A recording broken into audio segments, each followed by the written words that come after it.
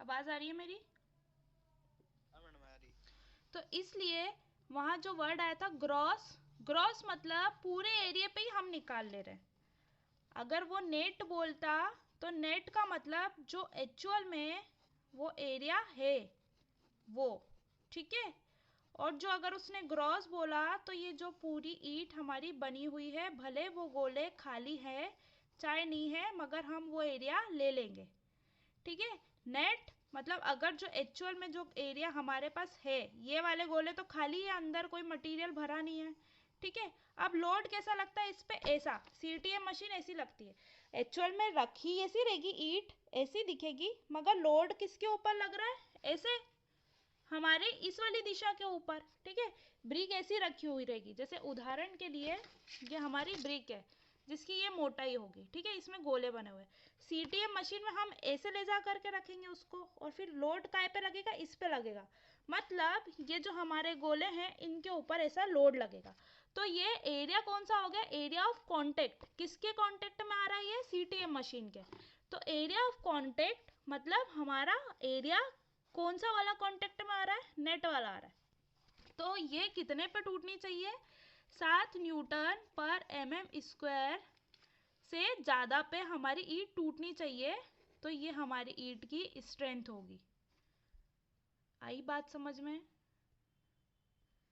जी ma'am. Yes madam. है ना, CTM machine में हम क्या करते हैं? ईंट को तोड़ते हैं, जितनी स्ट्रेंथ पे या जितने लोड पे ईंट टूटेगी, मतलब कितना ज़्यादा से ज़्यादा वो ईंट लोड झेल सकती है, मतलब एक पॉइंट पे आकर के वो टूट जाएगी तो वो उसका सबसे ज़्यादा लोड हुआ, है ना, मतलब उतना उसने झेल लिया। उसके बाद 1 ग्राम भी ज़्यादा लगा तो ईंट क्या हो गई? टूट गई। मतलब उसकी ताकत कितनी थी? जितने पे वो टूटी उतनी उसकी स्ट्रेंथ थी, ठीक है, स्ट्रेंथ उसको बोला। तो ये जैसे टूटनी चाहिए ना, तब हम निकालते हैं, तो इसका फॉर्मूला क्या होता है? जो स्ट्रेस हम लगाते हैं, तो लोड अपॉन में एरिया। तो ये एरिया जो हम यहाँ पर हमको जो चाहिए ना, वो हम ये कैलकुलेट करते हैं, ठीक है। ये वाला कैलकुलेट नहीं करेंगे, वो तो सीधे बोल रहा है कि ग्रॉस, ग्रॉस मतलब जो लेंथ और ब्रेड्थ, हमको ये घटाना नहीं है, उसको नेट नहीं बनाना है। मगर स्वाभाविक रूप से अगर हम देखें तो ये क्या हो रहा है? ये चीज़ तो वहाँ पे है ही नहीं ना, मिट्टी तो वहाँ पे है ही नहीं, खाली गड्ढा है। तो ये एरिया थोड़ी हुआ, एरिया तो जो खाली का है वो वाला एरिया कहलाएगा कायदे से। तो ये जो लोड, लोड कौन सा रहता है? जितने लोड पे ये ईंट टूटी वो उसके बटे में हमारा जो एरिया ऑफ कांटेक्ट, मतलब सीटीएम मशीन ने जब लोड लगाया तो कौन सा वाला एरिया कांटेक्ट में आया, तो उसको हम नाप लेंगे स्केल से, है ना, जो भी उसकी लेंथ वेंथ होगी। तो लोड अपॉन एरिया मतलब ये लोड काय में मिलेगा हमको? न्यूटन में। जो भी अपना डायल गेज का नीचे लिखा रहेगा कि न्यूटन में रीडिंग दे रहा है कि किलो न्यूटन में दे रहा है ना, किलो न्यूटन में होगा या न्यूटन में होगा। किलो न्यूटन में होगा तो उसको बदलने के लिए आप तुम क्या कर दोगे? 1000 से गुणा कर दोगे तो हमको क्या मिल जाएगा? किलो न्यूटन में मिल जाएगा। जो अगर न्यूटन में चाहिए तो ऐसे मिल जाएगा, और न्यूटन से किलो न्यूटन में करना है तो इसमें भाग दे दो, काय का? 1000 का, है ना, ये तो सबको आता है। आ रहा है समझ में? हाँ है ना। हाँ तो हाँ। ये हमको काय में मिला? लोड न्यूटन में, यूनिट बता रही हूँ। में और एरिया हमको काय में मिला? Centimetre kilo Newton. स्क्वायर में हमने कैलकुलेट करा था। अब इसको कैसे बदल लोगे? है ना, सेंटीमीटर को मीटर में कैसे कर लोगे? तो 1 सेंटीमीटर और ये दूसरा सेंटीमीटर, 2 में तोड़ा मैंने इसको, पावर 2 थी तो 1 और 1। अब 1 सेंटीमीटर में हमारे कितने वो होते हैं? एमएम होते हैं। तो 10 एमएम से मिलके 1 सेंटीमीटर बनता है। तो मैं 10 लिख दूँ, यहाँ पे एमएम लिख दूँ तो एक ही बात हो जा रही हाँ मैम। है ना। और यहाँ पे क्या कर दूँ? 10 लिख दूँ और एक एमएम लिख दूँ तो क्या हो जा रही है? एक ही बात हो जा रही है, ठीक है। तो मैंने क्या करा, इस सेंटीमीटर को वापिस से जो भी यूनिट आएगी तो उसको 100 से मल्टीप्लाई कर दूंगी, तो ये मेरा बन गया एमएम स्क्वायर, सॉरी ये एमएम ये एमएम, तो 1 mm ये 1 mm ये, तो ये एमएम की पावर 2 बन गई। आ रहा है ना समझ में? मैंने करा कुछ नहीं, बस ये 1 सेंटीमीटर में 10 mm होते हैं हमारे, इतना हमको पता है, हम स्केल देख के जानते हैं ये तो, है ना। तो कुछ नहीं करा, ये ये एरिया है, मतलब एरिया मतलब लेंथ इनटू ब्रेथ। या तो तुम इसको बदल लो, है ना, ये सेंटीमीटर में करने से अच्छा कि ये में कर लो, ठीक है, चाहे ये में कर लो, तो पूरी हमको टर्म में मिल जाएगी। समझ में आ रही है। ईंट का साइज, देखो उदाहरण के लिए मैं एक और बता रही हूँ, ईंट का साइज 19-19 होता है ना, जिस पे लोड लगता है, एरिया की बात करते हैं। एक साइड ऐसी लंबी मिलती है हमको, एक साइड ऐसी मिलती है, तो ये सेंटीमीटर में। मैंने भैया सेंटीमीटर में नहीं ली, मैंने कर दिया इसको में, तो 90 और 190 आ गई बात समझ में। तो इसका एरिया कितना आ जाएगा, इतना। तो इतनी इतनी मगजमारी करने की ज़रूरत ही नहीं पड़ेगी बाद में। तो ये एक ये, एक ये, तो का स्क्वायर हो गया, ठीक है। 19 क्रॉस 9 कितना होता है, 171 है ना, 171 स्क्वायर, ठीक है। और 19 क्रॉस 9 कितना होता है, 171, है ना। एक ये चीज़ है, चाहे इसमें 2 जीरो बढ़ा दो तो ये में हो जाएगा। सीधी सी चीज़ है, सेंटीमीटर में लोगे तो ये ऐसा आएगा, में लोगे तो ऐसा आएगा, ठीक है। बड़ी यूनिट लेनी है तो ऐसे आ जाएगा, छोटी यूनिट लेनी है मतलब छोटा माप लेना तो ऐसा आ जाएगा। आ गया। तो ये बोलते हैं अगर न्यूटन में है तो अपन इसको में कन्वर्ट करो, ठीक है, क्योंकि लेंथ की जो यूनिट होती, एक हम सेंटीमीटर और ये इससे और बड़ी कौन सी रहती है, हमारी मीटर, ठीक है। आ रही है समझ में। ये फिट अलग हो जाती है। 1 मीटर में कितने होते हैं, बराबर लगाऊं ना, ये हमारी छोटी बड़ी की बात हो रही, तो 1 मीटर में हमारे 100 सेंटीमीटर होते हैं, ठीक है। और 1 सेंटीमीटर में हमारे 10 होते हैं, ठीक है। आई बात समझ में। और केजी भार की बात बता रही हूँ, तो 1 किलो तुम बोलते हो, है ना, तो कितना 1000 ग्राम से मिलके बनता है, ठीक है। कहते हैं ना 500 ग्राम को आधा किलो बोलते हैं अपन, और 500 आधा आधा मिलके 1 किलो बना देता है, तो वो कितना हो गया हमारा 1000 ग्राम, ठीक है। ये केजी की बात हो रही है, ये हम वेट की बात करते हैं, वेट, ठीक है। फिर हम अगर न्यूटन की टर्मिनोलॉजी में जाते हैं, तो 1 केजी में हमारे कितने होते हैं, 9.81 न्यूटन होते हैं, ठीक है। 1 न्यूटन मतलब केजी,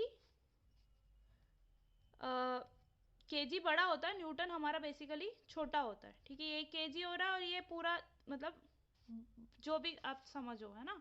अगर केजी दे रखा है, न्यूटन निकालना है, तो क्या करोगे, जैसे 10 केजी दिया है, अब 10 केजी को न्यूटन में चेंज करना है, तो कैसे करें, तो भैया 9.81 का डिवाइड कर दो, तो आपको यूनिट काय में मिल जाएगी, ये न्यूटन में मिल जाएगी, ठीक है।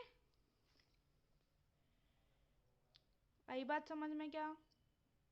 Yes madam. न्यूटन का भी कन्वर्जन देख लो, 1000 न्यूटन मिलकर के 1 किलो न्यूटन बनाते हैं, ठीक है। ऐसे ही जैसे 1000 ग्राम मिलकर के 1 किलोग्राम बनाते हैं। समझ में आ गई बात, है ना। तो ये चीज़ आप 11th में बेसिकली पढ़ते हैं, और एरिया निकालना आप चौथी पाँचवीं से सीख जाते हैं।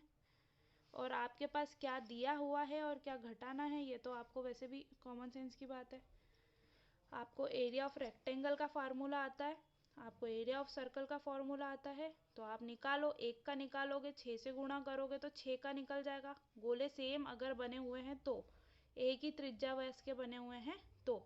और ये एरिया तो आपको पता ही है, आप स्केल से नाप करके किसी भी ईंट का या किसी भी चीज़ का या तो गिवन रहेगा, दिया हुआ रहेगा, या फिर आपको निकालना रहेगा, ठीक है। तो आपको समझ में आई परफोरेटेड ब्रिक, ठीक है। ये ऐसी ब्रिक होती है जिसमें हम क्या, एक सिलेंडर टाइप के पूरे इसमें छेद होते हैं, ठीक है। होलो टाइप की रहती है, मगर इसमें बारीक हमारे सिलेंड्रिकल छेद दिए रहते हैं, तो इसको क्या होना चाहिए, 15% से ज़्यादा पानी एब्जॉर्ब नहीं करना चाहिए, और 7 न्यूटन पर mm² से इसका कम इसकी स्ट्रेंथ नहीं होनी चाहिए, तब हम मानेंगे ये अच्छी प्रकार की हमारी ईंट है।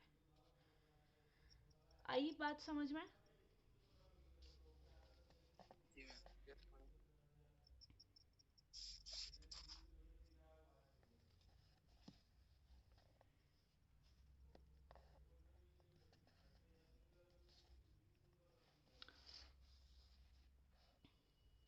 अगली पढ़ते हैं हम पर्पस मेड ब्रिक्स। ठीक है, पर्पस मेड ब्रिक ऐसी ब्रिक होती है जिनको हम चाप के आकार में बनाते हैं।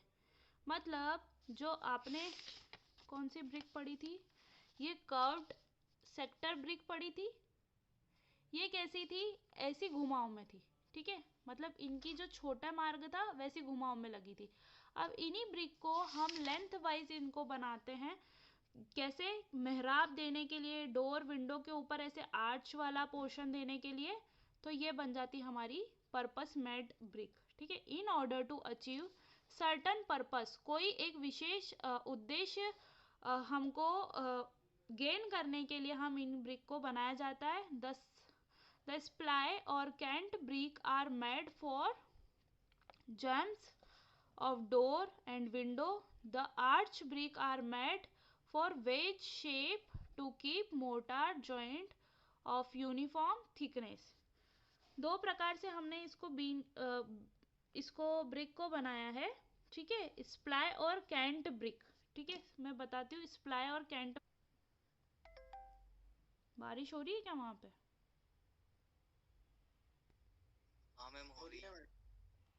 देखो, ये स्प्लाई और कैंट ब्रिक है। ये हमारी सिंगल कैंट ब्रिक है। ठीक है, जिसमें एक साइड से ऐसा ऐसा शेप है।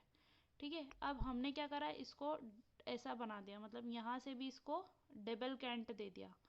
तो ये वाली ब्रिक को क्या हम यूजुअली खिड़की दरवाजों के ऊपर, जैसे कुछ स्पेशल पर्पस है हमारा, कुछ चीज़ें लगानी है बनानी है, तो उस जगह पर हम इसको यूज़ करते हैं। ठीक है, एक और है अपनी आर्च ब्रिक।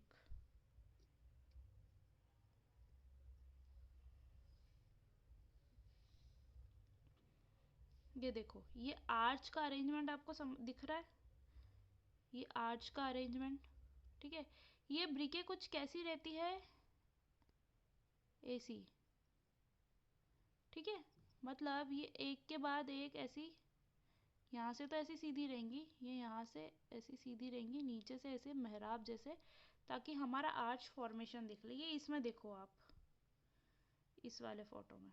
ठीक है, ये वाला ले सकते हो, ये वाला ले सकते हो। ये ऐसी कुछ इस प्रकार की हमको अगर आर्चेस बनानी है तो हम इन प्रकार की ईंटों को लगाते हैं। ठीक है, दिख रही है?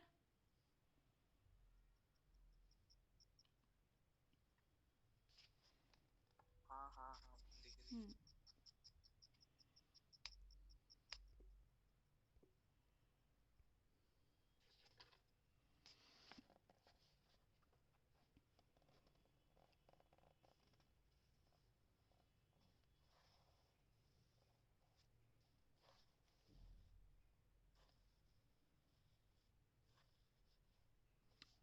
देखो अब क्या बोल रहे हैं, the ornament brick are prepared for corbel, cornice etcetera. ठीक है, ऑर्नामेंटल ब्रिक मतलब बेसिकली हम ऐसी ब्रिक को ऐसी बना रहे हैं जो हमारे ये स्टोन्स से कटिंग कर करके हम उस प्रकार की ब्रिकों को आकृतियाँ दे रहे हैं। ठीक है, मतलब बेसिकली वो स्टोन की होती है, मगर हमको उनको कट करके अपने मन मुताबिक या मन मुताबिक उनको शेप दे करके, ड्रेसिंग दे करके उनको ब्रिक जैसा आकार बनाया जाता है। The engineering brick having considerable strength, इनको हम बोलते हैं इंजीनियरिंग ब्रिक्स। ठीक है, जो स्टोन के ऊपर कटिंग करके बनाई जाती है। इनकी स्ट्रेंथ देख रहे हो आप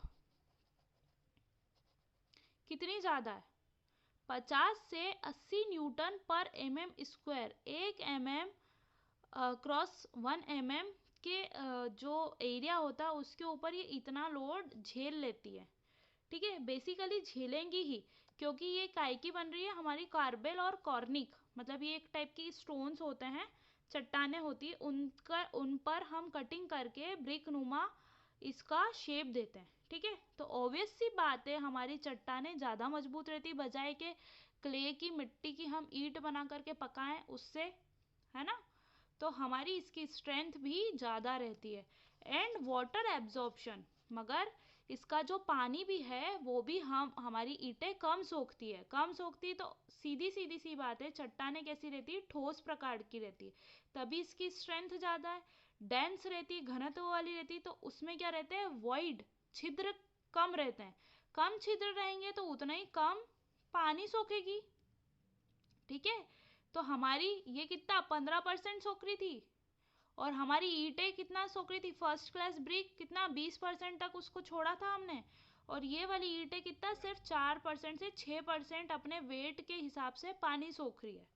ठीक है, मतलब ये अच्छी क्वालिटी की हमारी ईंटें हुई, बढ़िया क्वालिटी की हुई, है ना।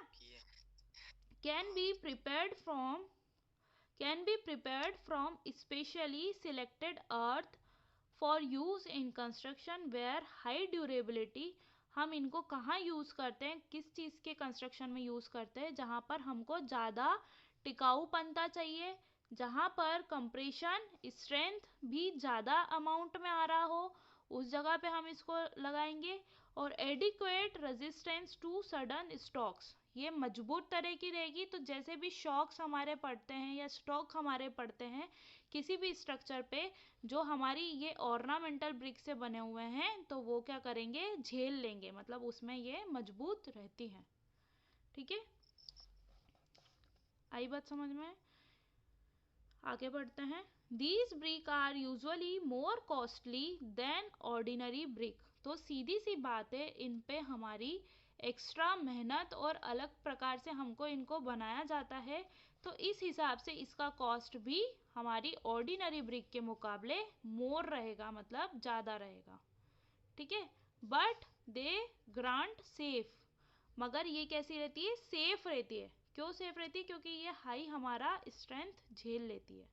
ठीक है, क्लीन रहती है, साफ रहती है, और क्विक टू कंस्ट्रक्ट रहती है, मतलब जल्दी से कंस्ट्रक्ट हो जाती हैं। ठीक है, hands there cost is justify, इसलिए इसका कॉस्ट जो महंगा पड़ता है वो अपनी जगह पे जस्टिफाई करता है, मतलब भले पैसे तो लग रहे हैं मगर हमको चीज़ भी मिल रही है। ठीक है, इस तरह से by their excellent performance in situation for which they are purposely prepared, मतलब जिस चीज़ के लिए हमने इसको बनाया है वो अपना पूरी तरह से योगदान दे रही है, तो इस तरह से हमको इसकी कॉस्ट पे ज़्यादा ध्यान नहीं देते हैं, क्योंकि हमारा पर्पस पूरा हो रहा है। आया इतना समझ में। स्पेशल ब्रिक्स पढ़ रहे हैं हम, जिसके अंदर हमने रिफ्रैक्टरी ब्रिक अब पढ़ना चालू करेंगे। होलो ब्रिक हमने पढ़ ली है, फ्लाई ब्रिक पढ़ना है, और पेवर ब्लॉक हमने पढ़ लिए हैं। ठीक है, पेवर ब्लॉक जो मैंने बताए थे, जो ज़मीन में लगाते हैं हम, जिसको फ्लोर बना करके यूज़ करते हैं, फ़ोटो भी डाला है आज। ठीक है, ये पेवर ब्रिक या पेवर ब्लॉक एक ही तरह की चीज़ होती है। ठीक है, ये 4 आपके सिलेबस में मेनली है। रिफ्रैक्टरी ब्रिक, या इनको बोलते हैं फायर ब्रिक भी इनको बोला जाता है। ठीक है, फायर ब्रिक, ये होलो ब्रिक पढ़ चुके हैं हमने। एक एडवांस हमने कौन सी परफोरेटेड ब्रिक भी पढ़ ली है, मतलब सारी हमने कवर कर ली है बेसिकली। अब आते हैं हम फायर क्ले पे, कि फायर क्ले क्या होती है, मतलब फायर मिट्टी क्या होती है, और फिर इससे मिलकर के बनती है हमारी फायर ब्रिक। ठीक है, जो हमको पढ़नी है।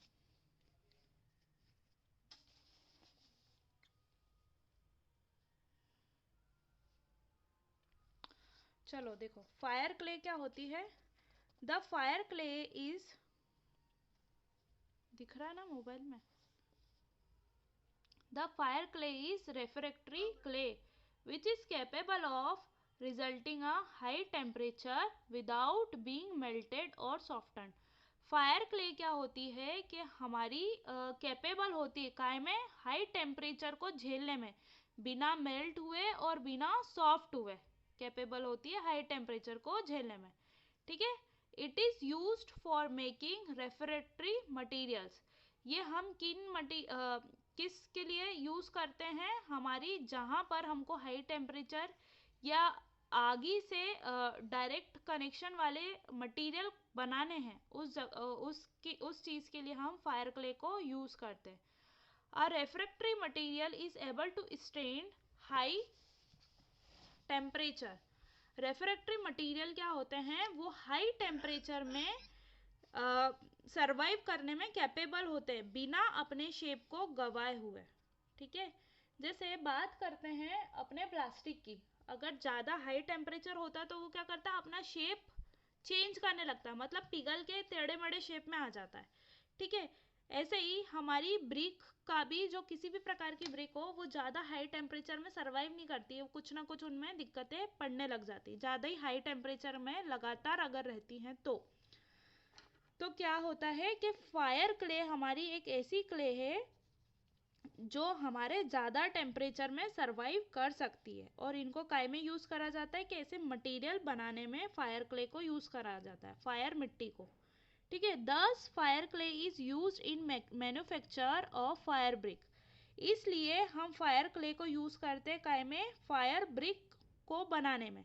अब ये फायर ब्रिक कहाँ यूज़ होगी, जहाँ पर हमको हाई टेम्परेचर वाले क्या बनाने हैं, कंस्ट्रक्शन बनाने, ठीक है। लाइनिंग मटेरियल बनाना हमको फर्नेस का, मतलब आपको बताती हूँ मैं, चिमनी आप सबने देखी है, चिमनी देखी है,